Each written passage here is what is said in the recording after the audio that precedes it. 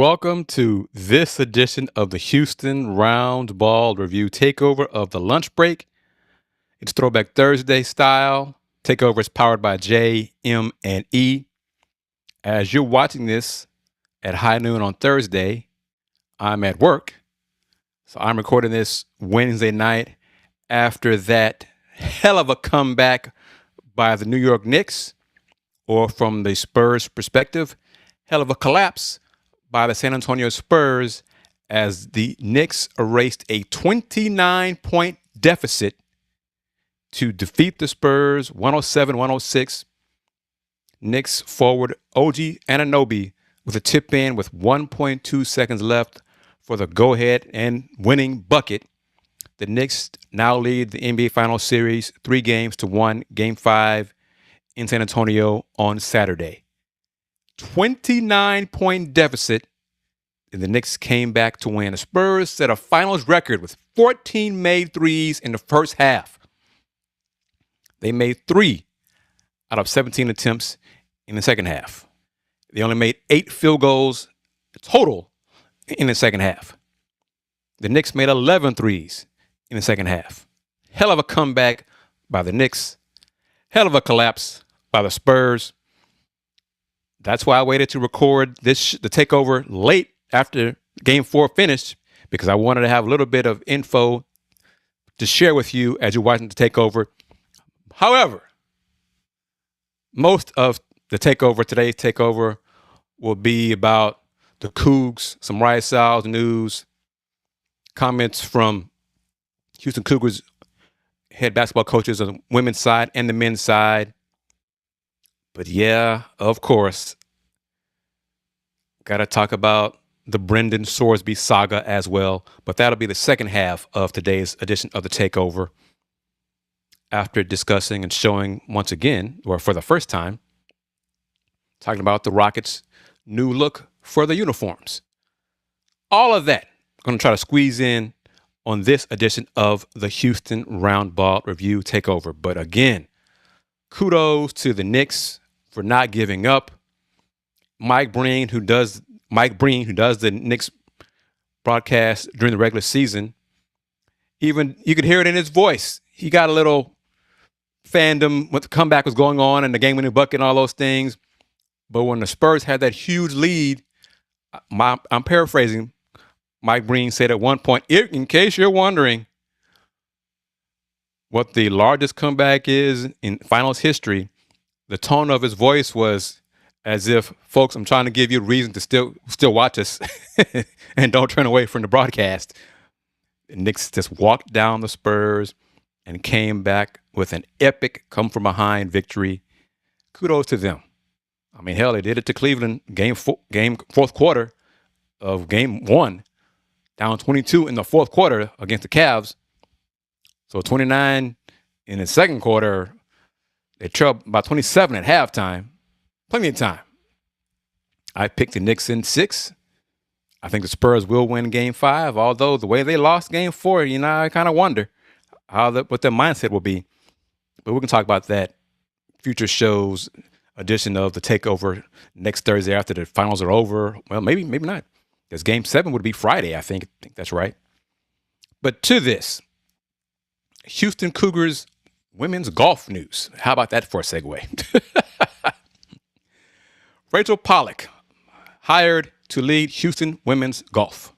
Former ULM coach Rachel Pollock will become the third Carolyn McCall Leatherwood head coach in University of Houston women's golf history. With her hiring yesterday, Wednesday, Vice President for Athletics Eddie Nunez announced.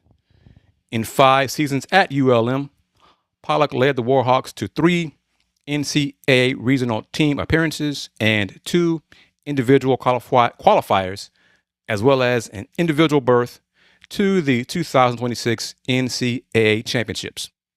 Her program won a pair of Sun Belt Conference championships titles, 2026 and 2023, and produced 2 Sun Belt Conference Players of the Year. Pollock's teams won at least 2 team tournament championships in each of her last 4 seasons.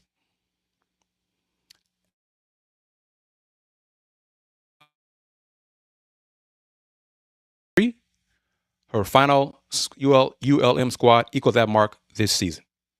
During her career, Pollock guided 10 all Sun Belt Conference honorees with 3 first-team selections, and 5 student assets received Sun Belt Conference all-tournament team recognition. 6 student assets won 9 individual tournament championships during her tenure. In recognition of her team's accomplishments, she was honored as the 2026 Sun Belt Conference Coach of the Year and received similar honors from the Louisiana Sports Writers Association in 2023. Quote from Eddie Nunez: "Today is a great day for the University of Houston Athletics Department and our women's golf program. In a short time, Rachel built an award-winning program at ULM with young women who were outstanding on the course and in the classroom. We are excited to welcome Rachel to our Houston athletics family and look forward to what she, her staff, and her teams will accomplish in the years ahead," end quote.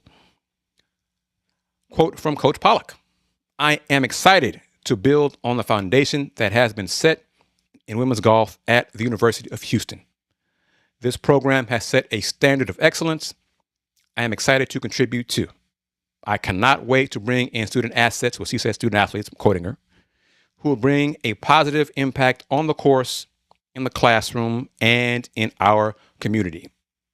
She continues her quote: "The investment into athletics, and not just women's golf, at the University of Houston excites me.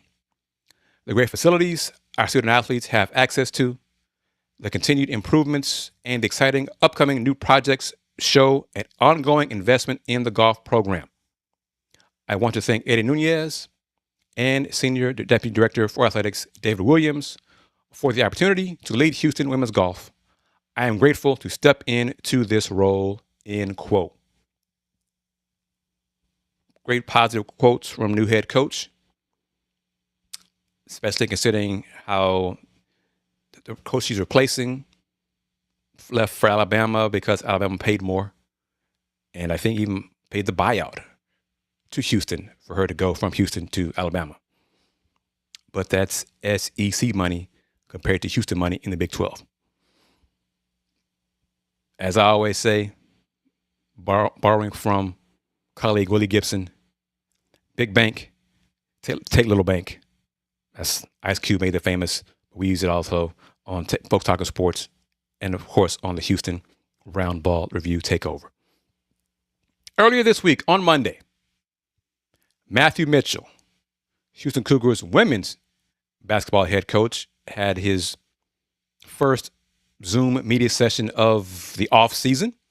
Hopefully he'll do a few more of those, and hopefully I'll have a chance to do a one-on-one interview with Coach Mitchell, probably on a Friday, as my work schedule. I'm off on Fridays in the summer. Got 3 clips featuring Coach Mitchell, and each is my question to Coach Mitchell.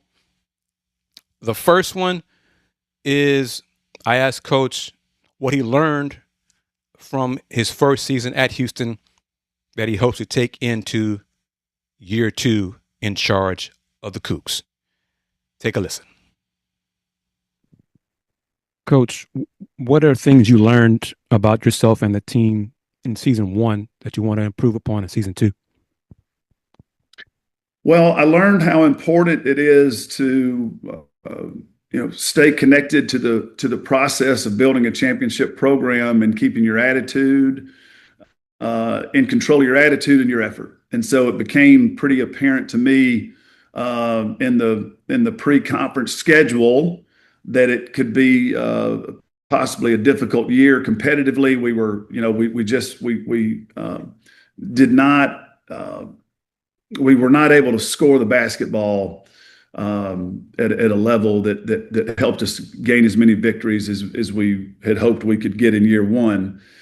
And once that struggle ensued, the key there was to make sure that the focus was on getting better every day, seeing if we could see how many victories we could get, and just being able to stay steady with attitude and effort which then led to us definitely improving and being able to recognize the improvement and not attaching it to our wins and loss record. So I've been telling everyone it was an extremely valuable year, really grateful for everyone's effort, everyone that gave so much effort for us to have the most positive experiences possible while you were not experiencing a lot of victories on the scoreboard. And so that was a real credit, I think, to what our process is, and led us actually to be able to come out of the season with some real positive things to point to that I think aided us in attracting the team that we were able to attract here for 26-27. So learned a lot about staying the course, learned a lot about showing up and working hard every day, even though you're not getting the results that you want competitively, and knowing that those days are only going to happen if you stay at it. And so it was a very, very valuable year for me. What do you think about those words from Matthew Mitchell, head coach of the Houston Cougars women's basketball program, as he begins year 2 in charge of the program? Most of the team is in town, beginning the weight, strength, and conditioning program right now. Freshman point guard Marta Youngpart from Spain is with the Spanish U18 team, I believe. I know she's with the national team. I think it's the U18 team. So she won't be here until later this summer. But your thoughts on what he learned from season 1 during the struggles? And I think he was kind of candid when he realized that the team that he put together for his first year did not have enough scoring, not enough shooting, and wins were going to be tough to come by. So hopefully he addressed that. The talent on the year 2 team is much better than the first season. Now we'll see if that improved talent, that upgraded talent, equates to more wins. I think it will. How many wins? We shall see. The team only won 1 game in Big 12 play. I'm pretty sure they will win more than 1 game in the Big 12. But how many more? We shall see. My next question to Coach Mitchell is about NIL and how NIL is going for women's basketball at Houston. Its answer, let's do his answer. Coach, how are things going with you in NIL for the program? It's good. It is an exciting time, and people are excited and supportive, and I think it's something that attracted me to Houston, was being able to come to a place that has opportunity, and we work on it every day, trying to build relationships and tap into my current relationships and just connecting with people. And I think what's gonna allow us to elevate, and this is what I tell the players all the time, we have to create value. We have to create value where businesses here in Houston and Texas want to partner and help support these, and the athletes have some value for them. So that's what I love about the makeup of our team and the character they have and their personality and their talent, and all of those things become marketable and become valuable. And it's a city full of opportunity. What do you think about those comments from Coach Mitchell? Personally, I think he is really referring to NIL in its original intent of paying the players for their value, for their name, image, and likeness in promotions, in advertising, things of that sort, as opposed to what NIL is now. Pay for play. What do you think? Let me know in the comments as you're watching this on YouTube, of course, on Roku via the BS3 Network. And I forgot at the beginning of the show, so let me do it now. As you're watching the Takeover on the Houston Roundball Review YouTube channel, or via Roku, the Roku channel, via the BS3 Network. If you don't have the BS3 on Roku, download the app, download BS3 so you can watch great shows like Takeover and other original content live or on demand. If you don't want to download the app, you can just go to bs3network.com or bs3tvlive.com. Final comments, final clip from Coach Mitchell is regarding the freshmen on this year's team. And I'll show this one more time, put it in print for you to see.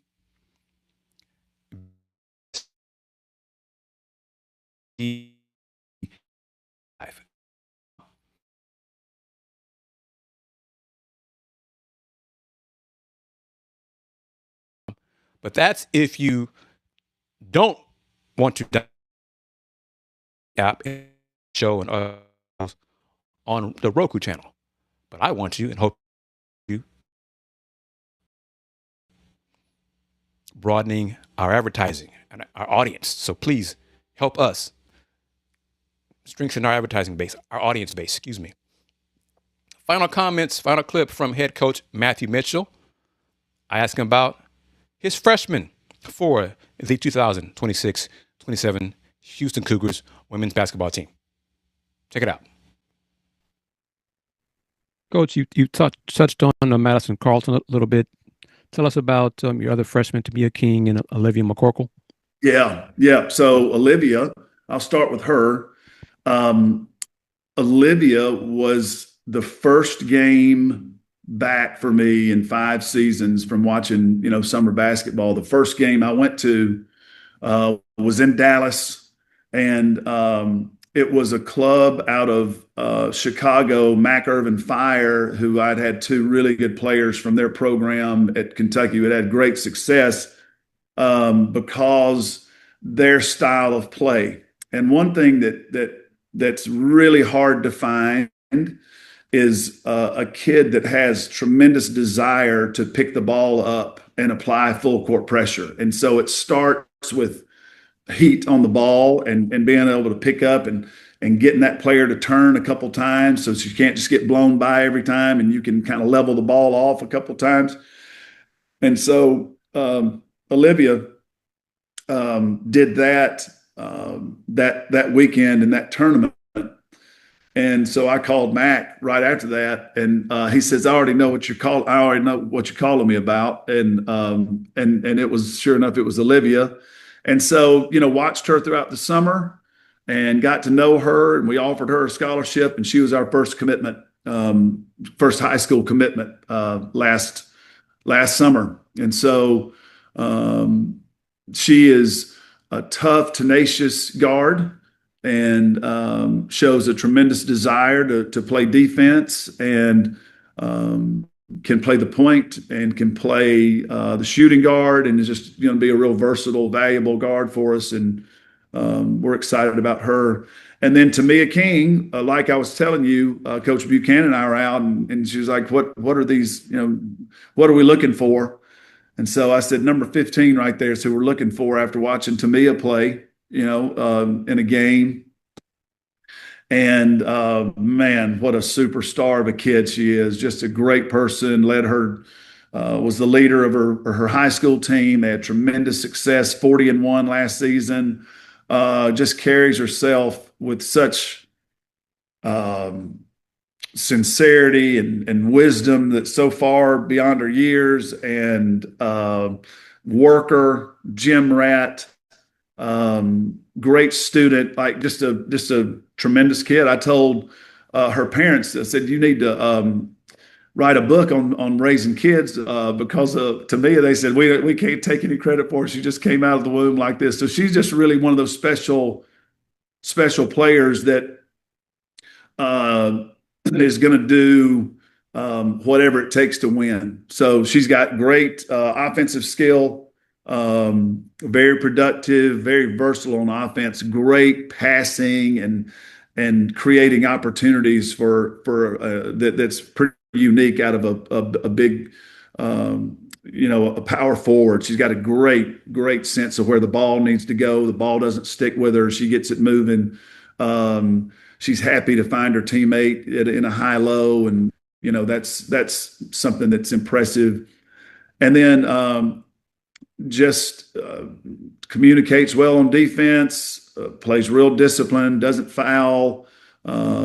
So excited about those three freshmen they're here with us now, and then our fourth freshman, Marta Youngpart from Spain, is a really accomplished young player in Spain, and a good point guard that we're excited about. Has been playing against older players, so she's not coming from a typical American high school situation where she was a senior playing against freshman, sophomore, junior, the younger players.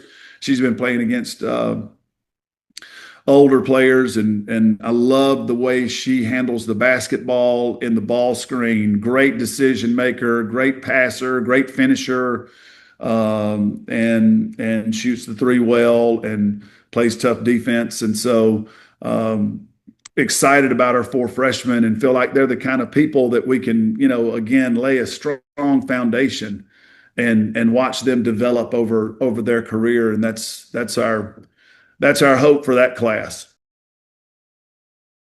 There you go. Comments from Matthew Mitchell about the four freshmen on the Cougs 26-27 roster: 6'1" Madison Carlton, 6'1" Tamia King, 5'7" Olivia McCorkle, and 5'8" Marta Youngpart.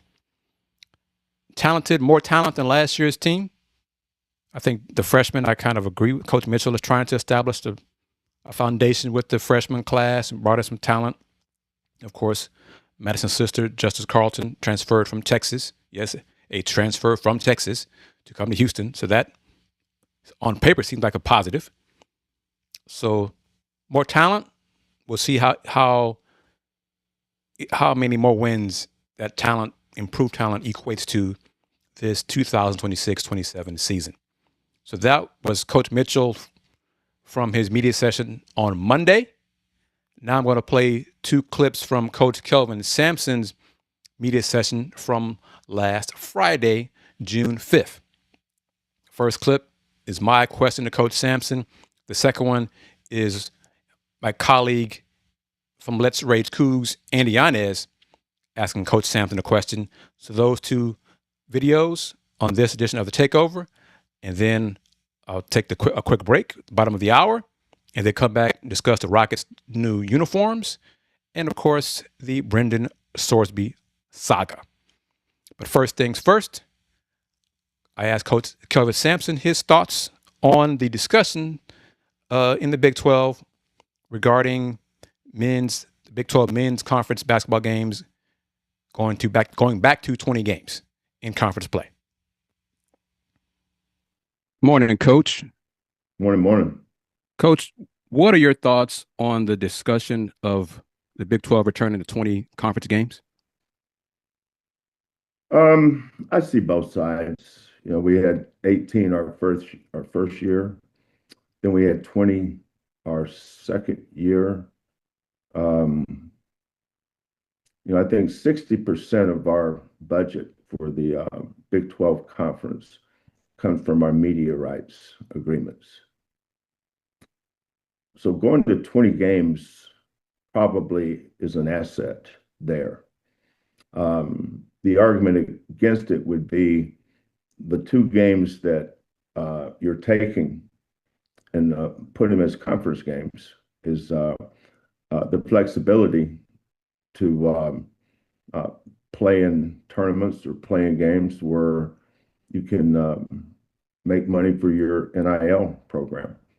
And that's become a major factor in recruiting.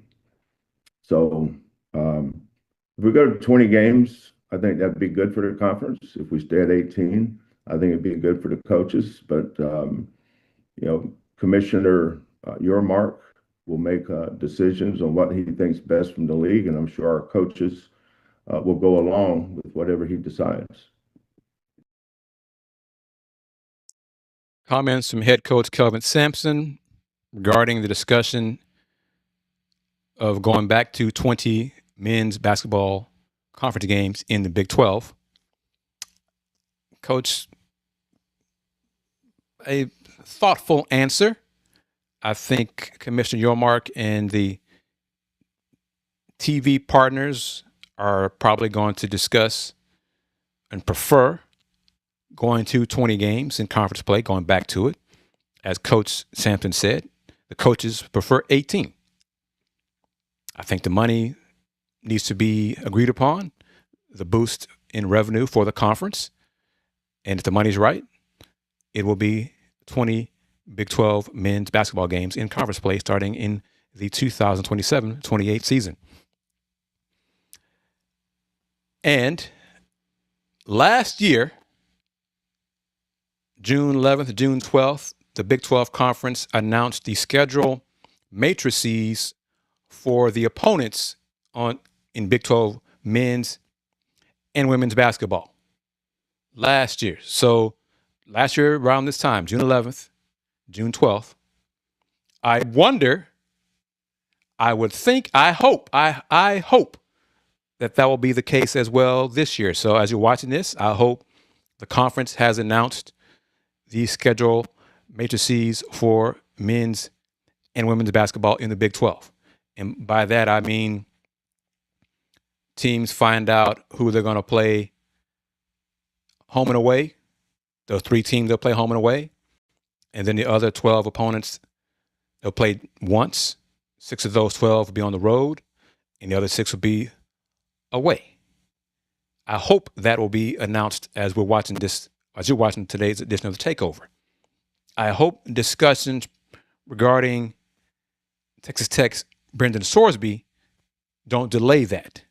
We shall see. But I will talk about Brendan Sorsby and play a clip from the May 31st episode of Folks Talking Sports about, you'll see. Just stay tuned. Come back bottom half of the hour, after the second half of the show, and you'll see what we discussed, and then I'll add to it to wrap up today's edition of the Takeover.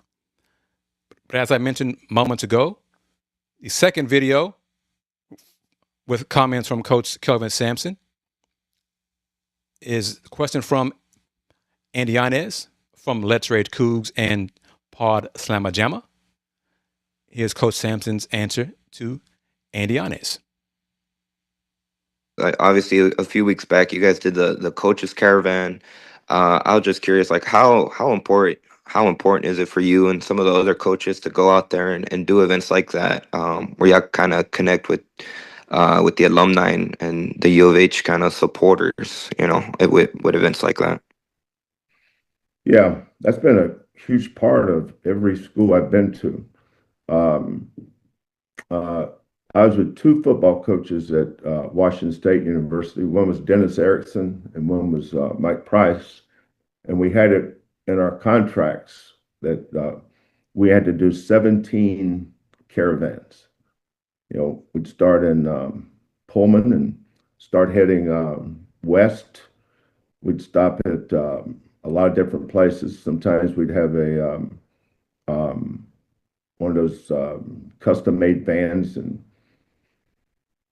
we'd have Bill Moose, who was the assistant or associate AD at the time. He would start driving, and over the course of 3 or 4 days, we'd play golf tournaments, have receptions, go to a Lions Club meeting. Actually, my favorite stop was this little town called Washtuckna, Washington. So a guy would butcher a cow, and they'd cut them up into steaks. And they had this big old fire in the back, and they had a screen over it. And they had all this little, what do you call them, tongs that you can. So the steaks were in this big box, and you just go around the box and just pick the one you wanted, and then you slap it on top of that hot grill.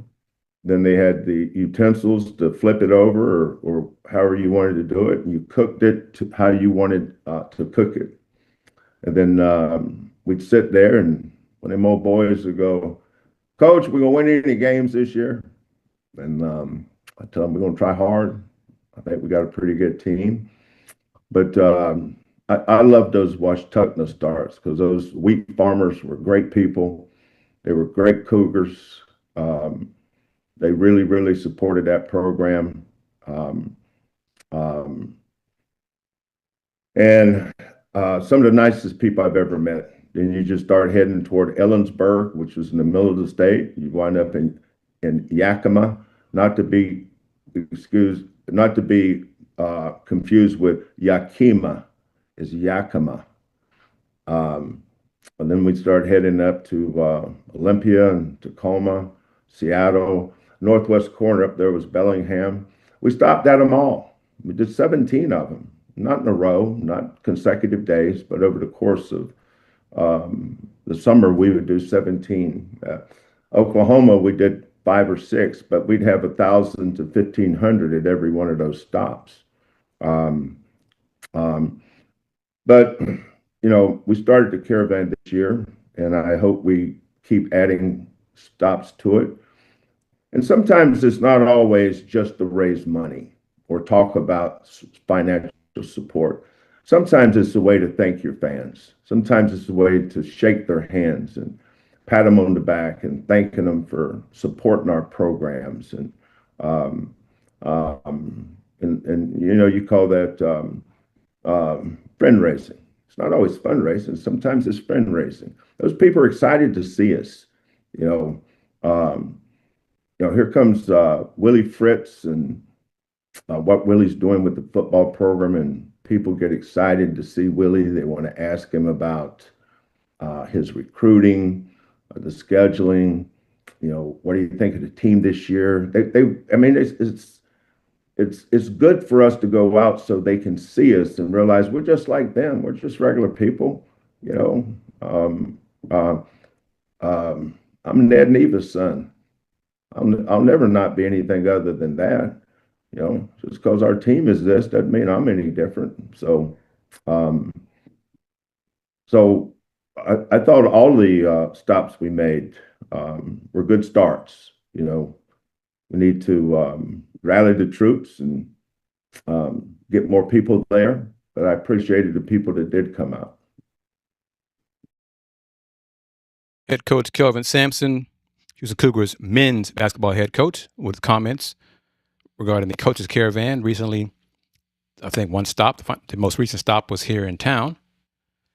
So bottom of the hour, a little bit past the bottom of the hour on today's edition of the Houston Roundball Review Takeover of the lunch break. Throwback Thursday. Takeover is powered by JM&E, and you're watching the Takeover on the Houston Roundball Review YouTube channel, or you're watching on the BS3 Network on Roku. And in case you're new or you just want to see it again, I'm going to play the BS3 promo and then come back and discuss the Rockets' new look in the uniforms. Stick and stay, and I'll be back in 90 seconds.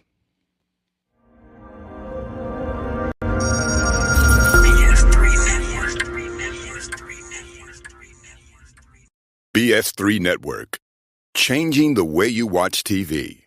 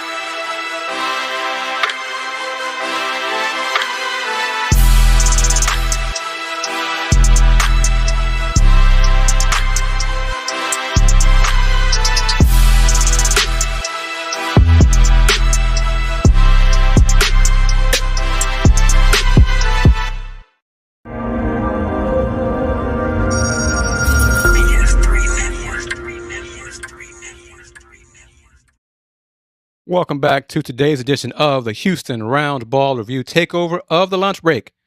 Throwback Thursday style, the Takeover is powered by JM&E. I am, of course, Kris Gardner, owner of the Houston Roundball Review.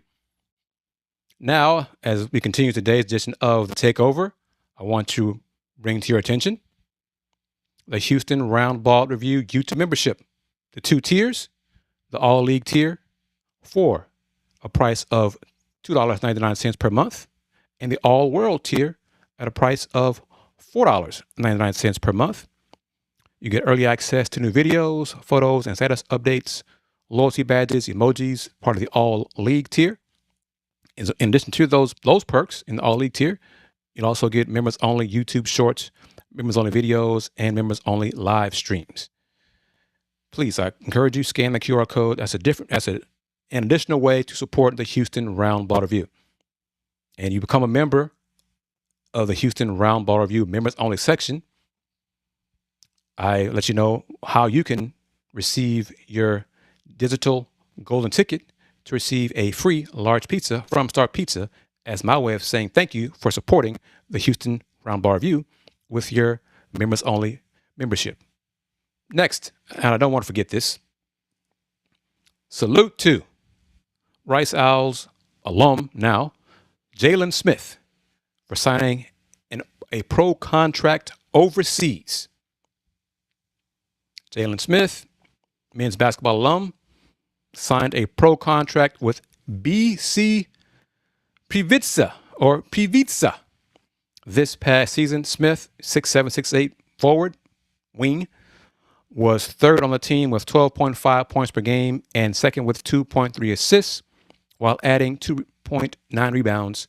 He was second on the team and fourth in the American Conference in three-point field goal percentage, connecting on 38.3% from behind the arc. He connected on 83 pointers, becoming the 12th player in school history to reach at least 83s in a season. He had 19 double-figure scoring games, 2 double-doubles, and 3 20-point games, including a career-high 25 points in the season finale against UTSA. BC Previtsa is a member of the Typos Slovak Basketball League, where it finished fourth with a 22-14 record. It was also the 2026 Slovakian Cup champions. So once again, kudos and congrats to Rice Owls alum Jalen Smith. And I don't believe he'll be the last Rice Owl to get a pro contract. Coach Rob Lanier and staff, they're building a program over there. It's taking some time and taking some lumps, losing guys to the transfer portal and having to reload and rebuild. But I think they're on the right track there. All right. Brendan Sorsby saga. We know Monday, Judge Ken Curry granted Brendan Sorsby a temporary injunction allowing him to play football for Texas Tech this season. The judge even issued his own suspension of 2 games. And that was really suggested by attorney Jeffrey Kessler, Brendan Sorsby's attorney. The NCAA attorney took it or leave it, all or nothing. Didn't want to negotiate on any games missed. Said, no, it's going to be entire season. They didn't want to haggle over 2 games or 4 games or 6 or nothing like that, because they were so confident they're going to win the case. Yeah, well, going to play clip from the May 31 episode of Folks Talking Sports. And Folks Talking Sports is another live stream show that I do with colleagues, such as Kenitra Pulliams, who I met in Kansas City a few years ago at a Big 12 basketball media day. Laquita Thompson, who I've known for years. She covers women's basketball and also works in town. She's a scout as well. AJ Jones, Willie Gibson, AD Moore, Kim Davis. We all, based on their schedules, sometimes there's just 2 of us on Folks Talking Sports, and sometimes it says all 7 of us participate in the discussion on the show. But this clip is from episode 186, May 31st, and it's me, Kenitra, Laquita, and AJ discussing Brendan Sorsby, and I posed to them, would they be surprised if Brendan Sorsby won his case? Check it out. We're all on the same page, but would any of us be surprised if he and his side win the case and he's cleared to play this coming fall? I will right now. I would right now because of the position that NCAA is in already. Right. And them not being consistent with the players that they have already said is ineligible for the same problem and the issues with NIL and everything that's surrounding them right now. I would be surprised if they did right now. AJ? I'm on the other end of the spectrum, man. I would be surprised if he doesn't have the right people who will find a way to get him to play. A couple of phone calls from 1,600 and he playing. A couple of donations in the right place and he's playing. Yeah, the cynic in me just Laquita, I agree with you. What you're saying, what you said makes sense. Yeah, agreed. But where we are in America now, I will not be surprised if he's not starting game one for Tech. I used to think that there were two tiers of justice. I think there are multiple tiers of justice that people can fit in for their specific situation, given the right connections. And at Texas Tech, it's easy to get the right connections to make that. Is it a case where, upon appeal, he plays, but it's still in the appeals process, and Texas Tech runs the risk of him eventually being declared ineligible and they subsequently have to forfeit the games in which he plays? Do they run that risk? Yes, they will. Yes, because football is that important to America. College football is everything to people in Lubbock. Yes, they'll run that risk because they will convince themselves that ultimately they're going to win the case. Even if you point out to them, it doesn't look good, you're going to have to forfeit all these games, we're going to take that chance. But where are the adults, man? Where are the adults that say, no, we're not going to do this? Man, Money's lost. For your well-being, we're just not going to do this. Man, go get help. We're right here with you. You Raider for life. If the adults, if there were adults involved, they would have told him, get help. And if NFL is important, go to the supplemental draft. Yeah. Do we believe that all evidence has been uncovered? I don't. Probably no. Probably not. No. Yeah, I don't. Just looking at the little bit that we have looked at already just lets me know, okay, there's way more to this. Somewhere down in there. And saying that might be the impetus for him to finally drop the case. I don't want that. I don't want that to come out of discovery. So, well, I guess I'll go to the NFL. So, yeah. Everyone, thank you very much for this great conversation on episode 186 of Folks Talking Sports. There you have it. So I am not surprised. I said it May 31st. Me and AJ said we would not be surprised if Sorsby won his case. I don't know why so many folks in media are shocked, surprised. Well, one, look who his attorney was and how much success Jeffrey Kessler has had against the NCAA. If he's not undefeated, he's at a great winning percentage of wins against the NCAA. But Texas Tech, the president of the university came out in support of Brendan Sorsby before the court appearance. The president of the university supporting a young man who admitted to betting on games at Indiana, at Cincinnati, and oh, by the way, at Texas Tech. So they are defending him, citing mental health issues. He bet while he hasn't even played a game of football for Tech. He already bet about $5,000 worth of bets at Texas Tech. He's in gambling rehab or what have you. He has a problem. People clamoring out, why has the Big 12 done anything yet? Like what? They have to go through with their attorneys and figure what they can do, what they should do. All the hullabaloo coming out from coaches, we're going to boycott. I'm talking about Big 12 coaches, we're going to boycott and all these. And how's that going to work? You don't play them. It's a forfeit. Tech still wins the game in the win column. How does that penalize Tech? Tech will sue. Big 12 there's bylaws reportedly in the Big 12 that the conference can take action against Tech. Tech said, well, we're going to sue that too. Tech has chosen to die on this hill. Again, Sorsby has already admitted to placing bets while at Texas Tech. But Tech is going to die on this hill, defending this man, being a disruptor.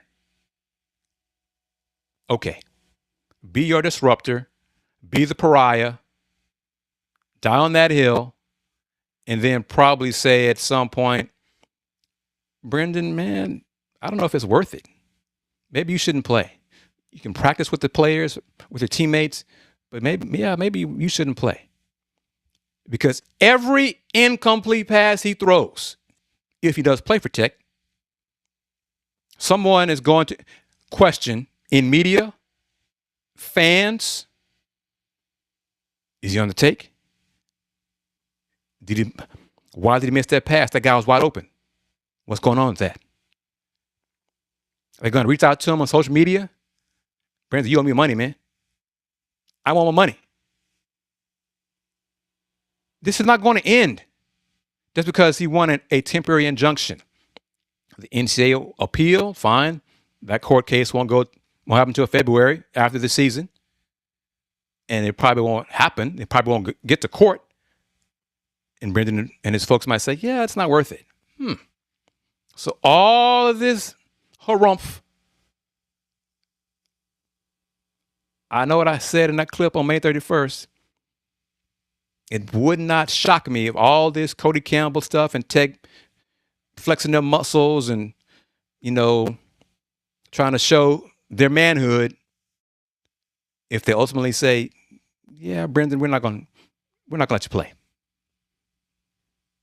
Final minutes of today's edition of the Houston Roundball Review Takeover of the lunch break.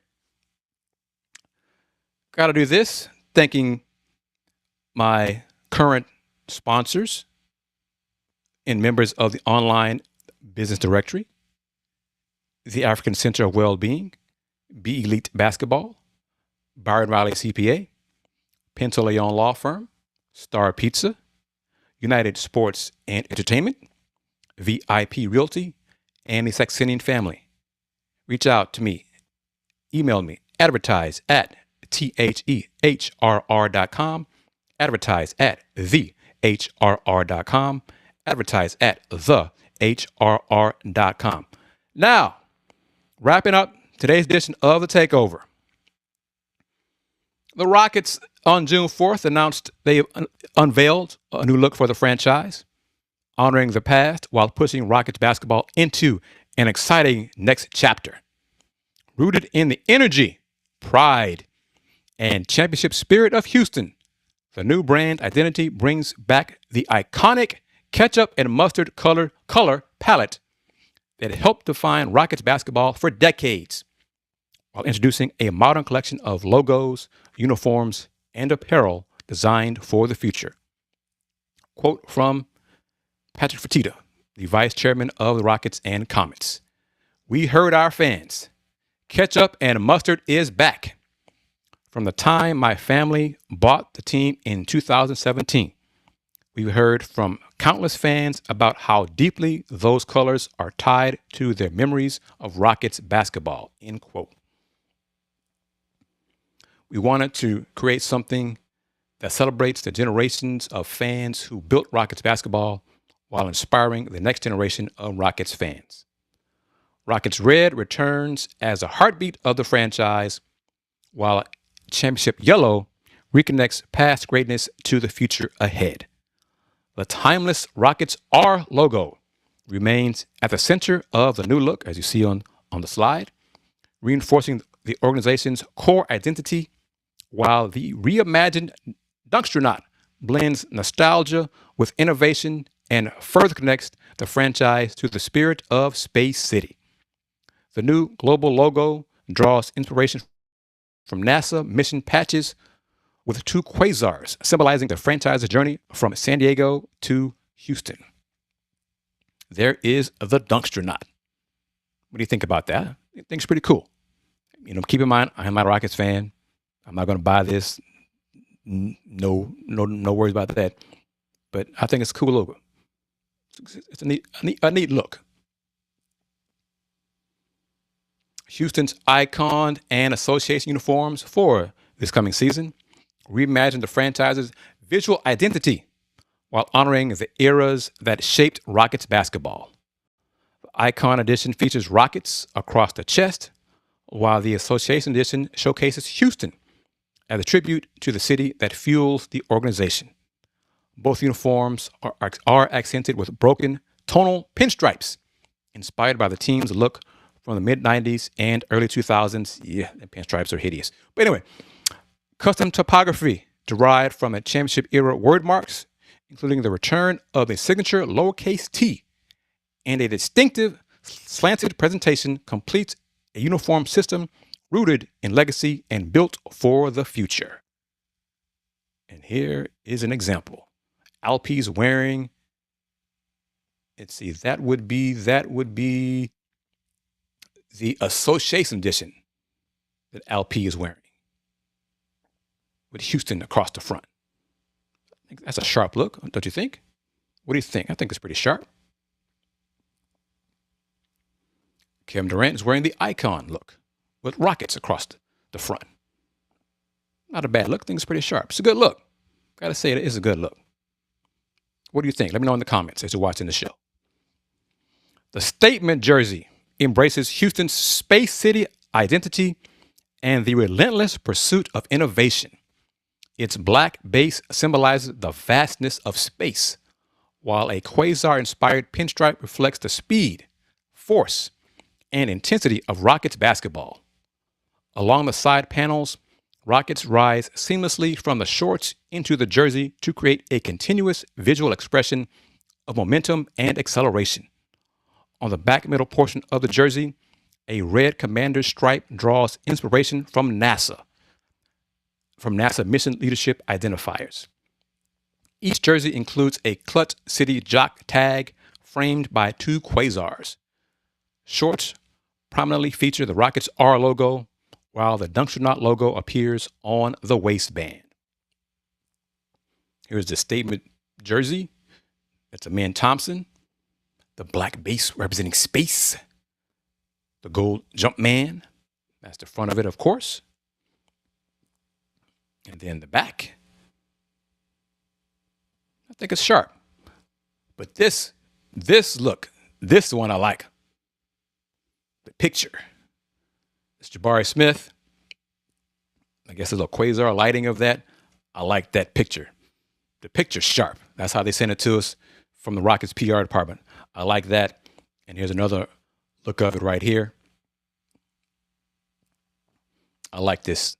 I like that little look right there. The quasar look that referencing in the press release. So let me know your thoughts on the Rockets' new uniforms, the new jersey, the new look for the Rockets. The ketchup and mustard is back. I like the black unis. Little sharp look right there. But overall, your thoughts on the new look for the Rockets uniforms, Rockets new jerseys. Thank you as always. That'll do it for today's edition of the Houston Roundball Review Takeover of the Lunch Break. Takeover again is powered by JM&E. You're watching today the Takeover on the Houston Roundball Review on YouTube, or you're watching it on Roku via the BS3 Network. Download BS3, get that app so you can watch it on Roku and join thousands of others who are watching our shows on Roku via the BS3. Wrapping it up in conclusion, reminder, if you did not see the very beginning of the show, the New York Knicks erased a 29-point deficit to defeat the Spurs 107-106 in Game 4 of the 2026 NBA Finals to take a 3-1 series lead as the series heads back to San Antonio for Game 5 on Saturday. The Spurs made 14 threes in the first half for a finals record, only made 3 threes out of 17 attempts in the second half, and only made 8 shots total in the second half out of 39 attempts, while the Knicks heated up second half, going 21 for 41 from the floor, including 11 for 20 from three-point range. Hell of a comeback by the Knicks. Hell of a collapse by the Spurs. Join me and my colleagues this Sunday on Folks Talking Sports as we discuss Game 5 of the finals. See if the Knicks win it in San Antonio 4-1, or if the Spurs force a Game 6. And if that happens, it'll be Game 6 will be on Tuesday back in New York at Madison Square Garden. But we will talk about the Brendan Sorsby saga again on Folks Talking Sports. Repeating, I am not surprised that Sorsby won his injunction, but we shall see what the Big 12 does as a conference. Teams, Big 12 teams boycotting, not playing Texas Tech only hurts them. That doesn't hurt Texas Tech. But Texas Tech choosing to die on this hill of willing to sue the conference and conference members. What the hell? You are supporting a player who has bet while at Tech. He's placed bets totaling $5,000, and yet you're supporting this man? That's your choice. That's a hell of a choice. But that will wrap it up on today's edition of the Houston Roundball Review Takeover of the Lunch Break. In conclusion, since 1994, the Houston Roundball Review, local name, global perspective. Reminder, hit that like button, smash that like button, tell your friends about this show, tell your friends about this channel. So I'm going to say it again. Since 1994, the Houston Roundball Review, local name, global perspective. Everyone, take care. Peace.